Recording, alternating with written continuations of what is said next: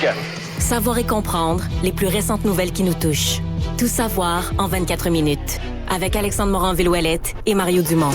En manchette dans cet épisode, au moins 500 morts dans le bombardement d'un hôpital à Gaza. Des manifestations éclatent en Jordanie en soutien. D'un côté comme de l'autre, on s'attribue l'explosion de cet hôpital. Menace de grève dans le secteur public. François Legault juge l'offre gouvernementale raisonnable alors qu'une grande grève le 31 octobre se prépare. Ottawa pourrait trouver une voie d'entente avec Google autour de la loi C-18 et le républicain Jim Jordan échoue à se faire élire président de la Chambre du Congrès américain. Tout savoir en 24 minutes. Tout savoir en 24 minutes. Bienvenue à Tout savoir en 24 minutes. Bonjour Mario. Bonjour. Ce qu'on suit depuis le début de l'après-midi, c'est cette frappe qui aurait frappé un hôpital dans la ville de Gaza et qui aurait fait au départ, on parlait d'entre 200 et 300 morts. Bilan qui est rapidement monté à 500 morts maintenant, alors qu'on tente toujours d'extraire des gens des décombres. Comme d'habitude, c'est extrêmement difficile d'avoir accès à des informations là, de première main, donc de gens là, sur le terrain. On se rabat dans les médias, évidemment, sur les communiqués officiels, les positions à la fois de la Palestine et d'Israël. Et là, il y a deux versions de part et d'autre, complètement, radicalement différentes. Évidemment, parce que dès le départ, on a attribué cette frappe à une frappe de précision là, lancée par Israël, des bombardements qui font rage depuis déjà plusieurs jours. Donc, c'est ce qu'on aurait pu penser que c'est. Mais du côté d'Israël, on a répliqué aujourd'hui en disant que ce serait là, une frappe de l'État, de l'organisation palestinienne Djihad islamique, donc qui aurait mal fonctionné, une roquette comme perdue, si on veut, qui serait atterrie sur l'hôpital et qui aurait causé donc cette explosion-là. Ils disent que c'est ça, que le Djihad islamique aurait fait un ensemble de tirs de roquettes à proximité de l'hôpital, puis qu'il y en a un qui aurait raté. C'est juste, c'est beaucoup de dommages pour eux, parce qu'une roquette, c'est pas un missile fou, là, veut dire, c'est... Ouais, faut comprendre que depuis un certain moment, le Hamas, et là, je sais pas pour le Djihad islamique, mais on assume qu'on est à peu près dans la même veine, où on récupère même des tuyaux là, d'aqueduc pour construire des roquettes. Là. Donc on fait quoi? Quelque chose de 6 à 8 pieds de long, 10 pieds de long, mais c'est pas gigantesque. C'est pas un missile de croisière. Là. Ça fait du dommage, mais 500 décès, un hôpital, 500 décès dans un hôpital, est-ce que ça pourrait... C'est-à-dire, ça faudrait vraiment que ça frappe un lieu stratégique. Mais j'ai même vu la théorie que potentiellement, c'était de la manipulation dans un entrepôt d'armes là, qui était dans l'hôpital. Ou à proximité. Ou à proximité. Bon, est-ce que c'est du spin? Qu'est-ce qu'il y a de vrai? C'est tellement difficile de savoir, bien évidemment, alors que les deux camps, clairement, ont avantage à profiter là, de l'information qui leur est favorable. Mais dans tous les cas, les détails, Mario, eux, restent absolument scabreux et macabres. On parle vraiment de plus de 500 morts sur place. Bien évidemment, beaucoup d'enfants, des gens qui, à la base, étaient à l'hôpital parce qu'il y avait des problèmes de santé qui étaient parfois liés même au bombardement. Là, on se comprend. Plus le personnel qui est sur dont place. On aurait bien besoin pour soigner des blessés dans les semaines à venir. Exactement. Ce qui vient ajouter, bien évidemment, la tragédie de ce qui se passe là, en ce moment du côté humanitaire à Gaza. Et ça a déclenché toutes sortes de manifestations, là, Mario. Aujourd'hui, on a des centaines de Palestiniens, entre autres, qui ont manifesté à Ramallah, en Cisjordanie occupée. Eux demandent même la démission du président Mahmoud Abbas à ce moment-ci, en parlant du fait qu'il ne ferait pas assez là, pour la bande de Gaza, pour les autres Palestiniens en place. On a même dû disperser la foule à coups de gaz lacrymogène dans cette région-là et d'autres manifestations qui ont éclaté à Gaza, la ville elle-même, là, en soutien donc aux gens qui ont été bombardés. Il va falloir attendre de voir, bien sûr, qu'est-ce qui a mal fonctionné dans ce cas-ci? Est-ce que c'était une frappe israélienne? Est-ce que c'est vraiment une roquette qui est tombée au mauvais endroit? Et si c'est une frappe israélienne, comment Israël va expliquer? Parce qu'on le saura, à mon avis, on va avoir une réponse claire à un certain moment. Est-ce que on va être en mesure du côté d'Israël d'expliquer comment une erreur comme celle-là a pu survenir? Oui, si erreur il y a, bien évidemment, parce que ça fait plusieurs fois qu'on parle là, de possibles crimes de guerre sans être possible là, de confirmer, donc sur un côté comme de l'autre. Et là, on aurait bien évidemment une démonstration claire d'un crime de guerre si jamais il s'agissait d'une frappe là, israélienne sur un hôpital rempli de civils, de blessés et de personnel médical. Bref, ce sera par la suite à l'enquête de le déterminer si enquête il y a. Et on a appris également aujourd'hui que la jeune Israélienne dont la famille canadienne réclamait le retour, à grand coup de cri du cœur à Ottawa depuis le début de la semaine, est malheureusement décédée dans l'attaque qui a été menée par le Hamas en Israël il y a plus d'une semaine. C'était Tiferet Lapido, de son nom, qui était portée disparue. Elle qui faisait partie du festival de musique Supernova, le premier endroit frappé par le Hamas, alors qu'on a abattu des centaines de festivaliers qui faisaient la fête sur place. Mais c'est incroyable, ils en retrouvent encore. Ah oui, mais là, j'imagine qu'ils identifient aussi des corps, là, un peu au travers de brûlé, tout ça. Ouais, les détails sont horribles de ce qui est arrivé aussi aux dépouilles des gens. Mais là, on a appris, selon le maire de la municipalité de sa ville natale, donc à Arish, qu'elle serait décédée malheureusement pendant l'attaque. Ça devient donc la 6e victime canadienne confirmée aussi dans le conflit. Il reste 2 autres Canadiens qui sont toujours portés disparus et qui pourraient faire partie des otages qui sont détenus par la Hamas. Si on vient au Québec maintenant, avec un vote de grève assez convaincant, merci, les membres des employés du secteur public, de la fonction publique en ce moment, mais se prépareraient le 31 octobre prochain, semble-t-il, date évoquée donc sans équivoque l'Halloween, bien sûr, mais peut-être de grandes grèves générales illimitées. Alors je pense que le 31 octobre, ils ont un mandat pour une grève générale illimitée, mais je pense que le 31 octobre, s'il y a quelque chose, ça serait...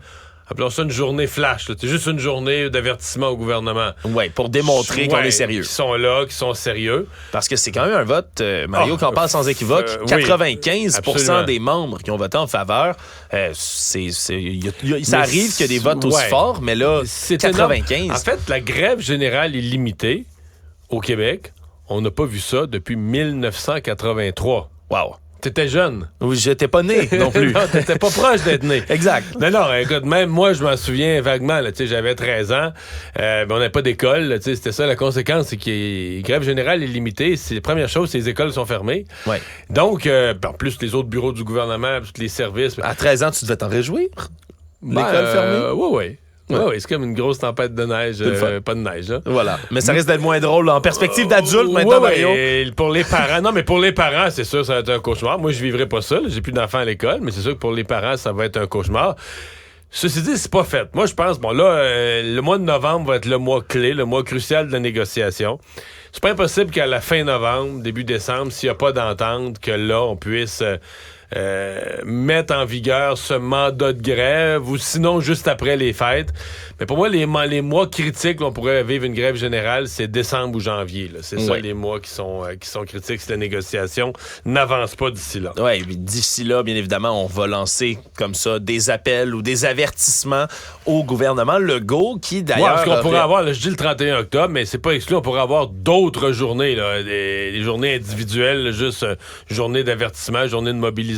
Ouais, genre de coup de semonce un peu. Là. Avant de déclencher la grève générale. Exactement. Du côté de François Legault, aujourd'hui, on a réagi à tout ça. Lui qualifie l'augmentation de salaire qui est proposée par le gouvernement de très raisonnable. Là. C'est les termes qu'il a employés. On parle de 13 d'augmentation de ce côté-là. Est-ce que c'est un peu ça la stratégie aussi de François Legault de jouer encore une fois son image le gros bon sens? Oui. Mais en fait, ils s'entendent même pas sur le montant. Parce que le syndicat dit que c'est 9, le gouvernement dit que c'est 13 parce que le syndicat n'inclut pas des primes puis des montants forfaitaires qui sont versés juste une fois, alors que évidemment, le gouvernement inclut tout. Je pense quand même que le gouvernement sait qu'il va devoir, que son offre au niveau salarial, au niveau des chiffres, que c'est pas suffisant. Alors, c'est pas de savoir s'il va la bonifier, c'est de savoir quand il va la bonifier. Est-ce qu'il va la bonifier? Parce que pour l'instant, ils ont toujours, le gouvernement, la ministre présidente du Conseil du Trésor, la ministre qui négocie, Mme Lebel, a toujours dit, moi, il faut, avant de mettre l'argent sur la table, avant de parler d'argent ou de nouvel argent, il faut que j'ai eu des discussions satisfaisantes sur les services à la population, l'organisation du travail, la souplesse à aller chercher dans les conventions collectives. Oui. Alors que les syndicats, jusqu'à maintenant, disent « Ouais, mais pour nous, là, il n'y a rien de possible tant qu'on n'a pas des chiffres. » En fait, le syndicat dit que le gouvernement n'a même pas mis sur la table une offre sérieuse au niveau salarial qui mérite considération.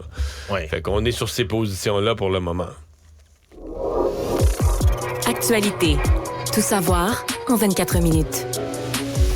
Il y a du mouvement dans le dossier de la loi C-18 sur les nouvelles en ligne. On rappellera cette loi adoptée par le gouvernement de Justin Trudeau qui force les médias canadiens et les géants du web à parvenir à des accords ensemble. Ce qui a qui cause depuis un bon moment, eh bien, le boycott sur Meta de tous les sites de nouvelles canadiens et même d'ailleurs pour les gens qui résident au Canada. Google également, là, qui semblait vouloir enjoindre le pas en bannissant les moteurs de recherche, les résultats des sites de nouvelles. Et aujourd'hui, semble-t-il que la ministre du Patrimoine, Pascale Saint-Onge, serait ouverte à une idée qui a été lancée, la nouvelle voie de passage par Google, celle de créer un fonds indépendant destiné aux journalistes canadiens.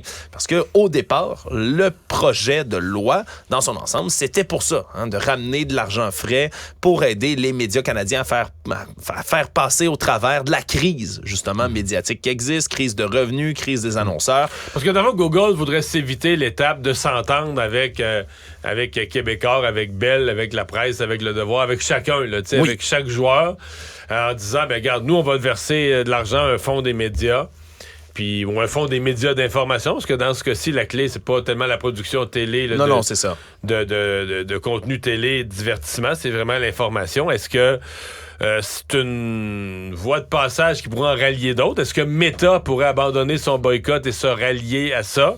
Mais c'est là que ça semble difficile, parce que Google avait déjà amené cette idée il y a un certain moment. Maintenant, on semble plus ouvert du côté là, du gouvernement canadien à emboîter le pas. Là. Surtout que ça reviendrait un peu du pareil au même, là, tout dépendamment, bien évidemment, là, des critères et des clauses autour de cette entente-là. Mais pour l'instant, c'est que Meta est pratiquement écarté des discussions, là, semble-t-il. Ils sont même plus à la table des négociations. Parce qu'eux veulent rien savoir. Ils veulent plus rien savoir du gouvernement canadien. Ils ont décidé de tout bloquer. Puis eux réclament qu'il n'y ait pas d'argent, pas un sou versé de ce côté-là. Alors, va falloir voir si on va être capable de les ramener à la table, mais de savoir déjà qu'il y a une option, une voie de passage avec Google. Mais je pense que c'est une bonne nouvelle. Je pense qu'il faut voir ça comme une bonne nouvelle. Absolument. Surtout qu'on était tellement dans une impasse depuis longtemps que là, de voir que ça se réchauffe un peu. La dernière nouvelle qu'on avait eue, c'est que Google pourrait se retirer de la table. Puis là, tu aurais eu une espèce de cul-de-sac où tu dis, OK, il n'y a plus d'informations sur les réseaux sociaux, sur Google, il n'y a plus d'informations au Québec. Les médias ne seraient pas plus gagnants. La population serait certainement perdante en termes d'informations. Donc, puis, je sais pas... je sais que Meta se voit plus grosse que le gouvernement, mais si tu avais une entente avec Google, si tu avais une entente avec d'autres réseaux sociaux, est-ce que Meta se retrouverait isolé? Puis est-ce que ça mettrait à l'avant-scène son côté voyou, là, mauvais citoyen corporatif? Moi, c'est un pensez-y bien pour Meta. Pour une deuxième fois, en moins de 24 heures, une intervention policière majeure s'est déroulée sur le territoire de Longueuil à l'école secondaire Jacques Rousseau. Déjà hier, il y avait eu un appel téléphonique qui avait déclenché tout un branle-bas de combat. On avait dû confiner 2600 étudiants, des membres du personnel de l'école secondaire André Laurando. Aujourd'hui, donc, c'est Jacques Rousseau, aussi confinement, qui s'est déclenché vers 11h50 ce matin et qui s'est avéré encore une fois être une fausse alerte. Sauf que là, on a arrêté quelqu'un. Hein? Voilà, un coup de filet a été fait. Semble-t-il que c'est une adolescente qui aurait passé l'appel cette fois-ci pour déclencher toute cette opération. Est-ce qu'on connaît sa motivation? Est-ce que c'est politique ou est-ce que c'est un examen qu'elle voulait pas faire? Parce qu'on l'a déjà entendu, celle-là aussi. Là. Oui, mais là, elle est en état d'arrestation, rencontrée par les enquêteurs là, en ce moment même, cet après-midi. Si elle est mineure, on saura probablement jamais grand-chose. Oui, ça se pourrait, mais elle pourrait être accusée de méfaits publics aussi là, au cours de cette opération-là, parce que c'est ce que c'est quand même. C'est illégal d'appeler la police pour tout et pour rien, surtout quand ça déclenche comme ça là, des énormes confinements scolaires. Oui, il va falloir attendre de voir de quoi il s'agit, mais c'est sûr que 2 en 2 jours à Longueuil, ça vient avec tellement de désagréments, là, autre que le déplacement policier, les déploiements, le coût qui est associé à tout ça. L'inquiétude des parents, une journée d'école perdue, non, c'est pas... on peut pas tellement niaiser avec ça. Puis, je veux dire, c'est plate pour la jeune fille, mais... Il va falloir qu'on commence à sévir plus sérieusement quand les policiers en attrapent une, ils fassent réfléchir les autres. Là. Oui. Savoir et comprendre. Tout savoir en 24 minutes. Un restaurant de la bannière Pizza Hut fait beaucoup réagir à Vaudreuil-Dorion depuis qu'une affiche a été mise dans leur vitrine à l'entrée du restaurant indiquant qu'un service en français est disponible, Mario. Peut-être que c'est une affiche qu'on aurait pu voir en Ontario ou ailleurs dans le Canada, mais au Québec, un endroit où, selon la Charte de la langue française au Québec, on est obligé de servir les clients en français. Mais c'est sûr que ça a fait sourciller là, d'afficher comme ça une évidence. Puis ça démontre encore une fois qu'il y a des endroits où c'est comme exceptionnel soudainement de parler français. Tout le sentiment que tout à coup, être servi en français est un privilège. Puis, bon, ça aurait fait réagir aussi, mettons, dans le cœur du West Island à Montréal. Là, on aurait dit, ouais, ben, c'est ça. Bon, ça y est encore. Mais là, Vaudreuil-Dorion, c'est comme une région... je pense, où les gens qui sont soucieux de la langue française, un peu comme Laval, là. C'est des régions où on sent l'anglicisation. Oui. Mais qu'on considère encore comme des régions francophones, mais qui ont tendance à s'angliciser. Et là, de voir ça, tu te dis, OK, c'est vraiment rendu profond. Parce que tu sais, si la pancarte, si l'affiche, quelqu'un l'a installée. Si l'affiche est installée par un francophone, tu te dis, boy, lui... Il est colonisé pas rien qu'un peu. Là. Il a vraiment accepté son statut de minoritaire, puis c'est déjà beau qu'on se fait servir en français. Et si l'affiche est installée par un anglophone, là, tu dis, OK, ça veut dire que la vie se passe dans sa tête, là, la vie se passe en anglais, puis c'est déjà un beau privilège. Regarde, on est capable de donner, on a du personnel, on est capable de donner le service en français. Oui. Mais dans les deux cas, c'est malaise. Oui, surtout que notre collègue journaliste de TVA Nouvelles s'est rendu, lui, sur place. C'est pour aller rencontrer le gérant du commerce. Lui, il n'a pas donné d'entrevue, mais ce qu'il dit, c'est que c'est une affiche reçue de la Maison Mère de Toronto. Il y a 2 semaines. Semble-t-il qu'à la Maison Mère à Toronto, on a dit, bon, il va falloir afficher ça un peu dans les commerces. Pour l'instant, pas d'explications là, qui ont été fournies aux demandes chez Pizza Hut. Non, mais ça se peut... Quand j'ai lu l'explication, ça se peut que c'est une affiche qui a été faite pour les magasins, les restaurants de l'Ontario, pour dire, si vous êtes capable d'offrir le service en français, mettez l'affiche, ça va rassurer les francophones, que ce soit des touristes ou des locaux. Ouais, ça pourrait partir d'une bonne intention. On attend les explications. Puis que là, les affiches ont été distribuées plus largement, puis qu'eux autres, à Vaudreuil-Dorion, ils ont dit, bon, ben, tu sais, une affiche de la compagnie, on donne le service en français, puis ils n'ont pas réalisé la portée. Mais ça parle de quelque chose quand même. Ça parle de quelque chose parce que, je veux dire, si tu penses que c'est totalement normal que le service est en français, une affiche qui dit service en français, tu trouves ça niaiseux, tu l'affiches pas, là. Ça raconte quand même une plate histoire.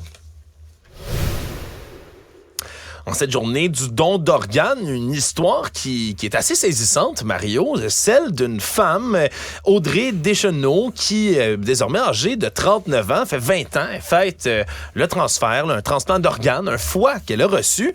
Ce qui est impressionnant, puis c'est quelque chose, tu vois, moi-même, je ne savais pas, c'est que son foie, lui, est très vieux, beaucoup plus vieux qu'elle. On parle d'un foie qui a 108 ans, en tout et partout. Parce qu'elle a reçu il y a 20 ans le foie d'une personne de 88 ans. Qui avait 88 ans. Exactement. Mais je savais que le foie, c'est tough, là. Oui, puis c'est ce qu'on comprend aujourd'hui, puis que du côté de Transplant Québec, puis d'autres organismes, je suppose que la personne de 88 ans prenait pas une demi-bouteille de phare par jour depuis l'âge de 20 ans. Là. Ben voilà, c'est ce qu'on comprend entre les lignes, Mario, parce que le foie, c'est un organe qui est capable de se renouveler. C'est un peu unique auprès de l'organe du foie. Moi, sur mon foie, il y a déjà une étiquette de brocher, ne pas donner passer, mettons, 65 ans. Oui, 65, c'est généreux, j'aime ça, Mario.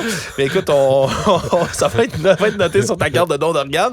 Mais c'est capable de se renouveler quand même. Pour ceux qui ont peut-être une meilleure hygiène de vie que toi au moins, on va pouvoir le donner comme ça, mais même si vous êtes dans un certain âge. Donc, avec donc un foie en santé, mais ça donc peut se elle régénérer. Pourrait se rendre, veut dire, s'il y avait un autre 40 ans, elle pourrait se rendre avec un foie de 148 ans. Là. Exactement, là, on pourrait se rendre. Il ne semble pas y avoir de problème médical.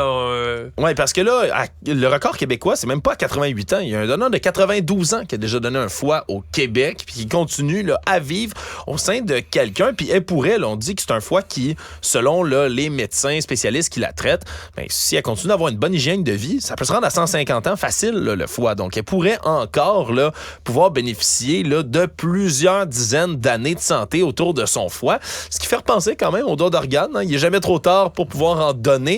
Encore une fois, ça dépend de vos habitudes de vie quand même. Je suis pas sûr que c'est tous les organes qui se donnent comme ça. Non, à 88 le ans. foie, c'est tough. Là. Ça, j'avais déjà entendu ça. Économie. C'est un peu le cauchemar des nouveaux acheteurs qui se retrouvent dans l'histoire d'un couple de Saint-Jean-sur-Richelieu en ce moment, qui depuis 2 ans est dans l'angoisse après qu'ils aient trouvé sur un beau terrain qu'ils ont acheté à Saint-Jean-sur-le-Richelieu en 2021. Mais quand ils ont excavé pour la maison, ils se sont rendus compte qu'il y a une importante conduite d'évacuation des eaux pluviales, donc des eaux de pluie qui se trouvaient dans le sol, à 1 mètre de leur future maison. Bon. Ça se peut. Ils avaient déjà obtenu un permis de la ville pour pouvoir excaver. Donc, on continue leurs travaux quand même. Mais le problème, c'est qu'ils se sont rendus compte que par la suite, ben, la conduite pluviale souterraine, elle dessert le quartier au complet. C'est une 60aine de maisons qui sont desservies. Donc, beaucoup d'eau le jour d'une grande pluie, là. Beaucoup d'eau le jour d'une grande pluie. Et le couple en question, en devenant propriétaire du terrain, ben, ils deviennent garants de la conduite pluviale. Donc, s'il y a un problème avec la conduite en question, qui, soit dit en passant, a été retrouvée en très mauvais état, là, semble-t-il, ça va prendre des réparations urgentes autour de la conduite fluviale, mais c'est eux qui sont responsables quand ils achètent le terrain. Absolument. Ce qui fait que s'il y a un débordement, puis 60 maisons prennent l'eau, c'est le couple qui doit dédommager les 60 maisons. Et donc, c'est plus assurable. Et donc, c'est jamais au niveau de l'assurance responsabilité, impensable. C'est complètement impensable, même qu'on dit que leur maison n'a plus aucune valeur sur le marché en raison du manque comme ça, là, potentiel d'assurance. Eux doivent réparer... Ça me semble que c'est comme un vide dans la loi, là, une faille dans la loi. Ben exactement. Puis là, eux ont annoncé de leur intention de peut-être boucher le drain en question pour être certain que il y a des problèmes. La ville a menacé de les poursuivre si eux décident de faire ça. Et pourtant, on retrouve là, déjà une lettre là, qui a été, ils ont fouillé leur cas, qui date de 1987, où ils évoquent l'égout pluvial sur le terrain. La ville a quand même accordé le permis pour construire et tout, même s'ils savaient ou savaient point qu'il y avait une conduite d'égout fluvial à cet endroit-là. Et donc, eux veulent poursuivre, mais à la fois les anciens propriétaires veulent poursuivre la ville également pour avoir obtenu le permis. Mais c'est un cauchemar qui dure depuis des années quand même pour un couple, mais quel bordel, non, Mario, j'ai utilisé le terme là, quand tu trouves ça. C'est sûr que dans l'urbanisme de la ville, il y a un bug à quelque part. Là. Je veux dire ça. Mais quand même, je sais pas. Si j'étais eux, je m'assurerais certainement d'avoir un bon avocat en droit municipal. À mon avis, ils ont une cause ou des causes. Le Monde. Aux États-Unis, on est toujours en train de tenter d'élire un nouveau président de la Chambre au Congrès américain. Et l'élu de l'Ohio, Jim Jordan, qui est le lieutenant de Donald Trump, lui, tentait de se faire élire aujourd'hui sans succès jusqu'ici. Là. Il a échoué donc à son premier tour alors qu'il y a toujours une vingtaine de républicains qui refusent donc de le rejoindre et de voter pour lui. Parce que Jim Jordan, c'est quelqu'un qui fait partie de cette frange ultra-conservatrice des déjà conservateurs républicains aux États-Unis. Et donc, on essaie de le faire passer vu qu'il est très près de Donald Trump, mais on continue de voter contre sa candidature, tandis que les démocrates, eux, sont pas prêts de vouloir les aider à élire un nouveau speaker, comme on l'appelle en anglais, de la Chambre. Ce qui fait quand même que encore aujourd'hui, il n'y a toujours pas de nouvelle aide à l'Ukraine qui peut être accordée, pas de soutien à Israël non plus qui peut être accordé parce que on est assis sur nos mains, là, littéralement. On est paralysé. Mais ce qui est fou aussi, c'est le carnaval qui tourne autour d'un poste hyper important, là, un poste prestigieux. Je pense que c'est le numéro 3 dans le rang après le président, le vice-président. Tu sais, c'est le président et le vice-président décédaient la même journée. Oui. Là.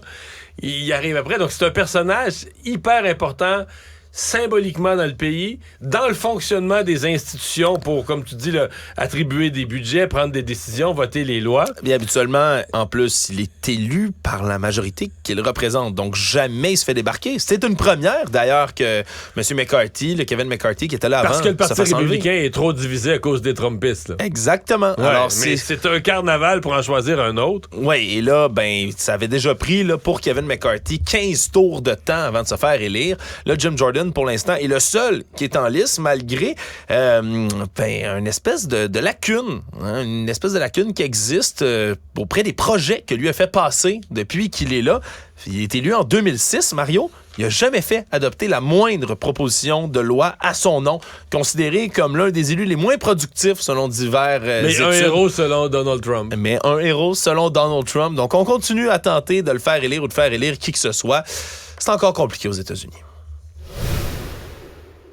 Pour finir, Mario, une histoire qui nous parvient du restant de la pandémie. Un homme, un avocat donc qui habite en Allemagne, M. Rainer Fullmitch, de 65 ans, est devenu super populaire pendant la pandémie de COVID-19. Pourquoi? Lui qui avait l'habitude de poursuivre là, des énormes compagnies comme Volkswagen et la Deutsche Bank, est devenu un héros.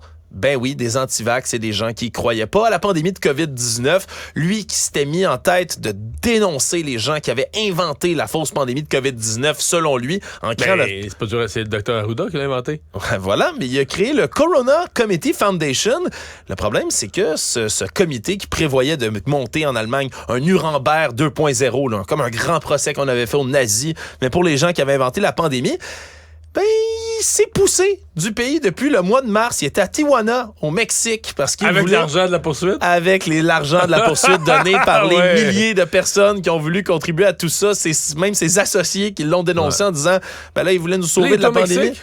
Ben, il vient de se faire déporter du Mexique par les autorités mexicaines qui Parce l'ont que- retrouvé. Et... J'allais te faire une bonne joke. Vas-y. On est passé du coronavirus à la corona. Ben voilà, momentanément peut-être pour M. Fulmich qui maintenant, après avoir dit, bon, il y a une arnaque autour de la COVID, semble-t-il c'était lui qui montait l'arnaque.